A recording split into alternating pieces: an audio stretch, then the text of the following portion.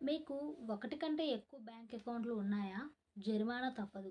RBI కొత్త rule. ఈ రోజుల్లో ప్రతి ఒక్కరూ ఆన్‌లైన్ లావాదేవీలనే ఎక్కువగా జరుపుకుంటున్నారు. అయితే చాలామందికి ఒకటి కంటే ఎక్కువ బ్యాంక్ అకౌంట్లు ఉండడం సర్వసాధారణం అయిపోయింది.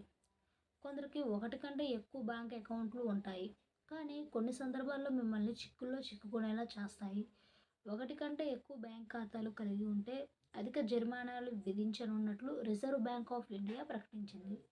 రిజర్వ్ బ్యాంక్ ఖాతాలకు సంబంధించి కొత్త నియమాలను జారీ చేసినందున బ్యాంక్ ఖాతాలకు సంబంధించి ఈ కొత్త మార్పు జరిగింది.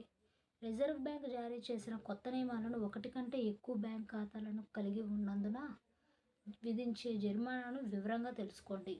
ఆర్‌బీఐ కొత్త నియమాలు. రిజర్వ్ బ్యాంక్ ఆఫ్ ఇండియా కాలానుగుణంగా డబ్బు లావాదేవీలు బ్యాంక్ ఖాతాలకు సంబంధించి కొత్త నియమాలను అమలు చేస్తుంది. అందుకే ఇప్పుడు కొత్త బ్యాంకింగ్ నియమాలను ప్రవేశపెట్టింది.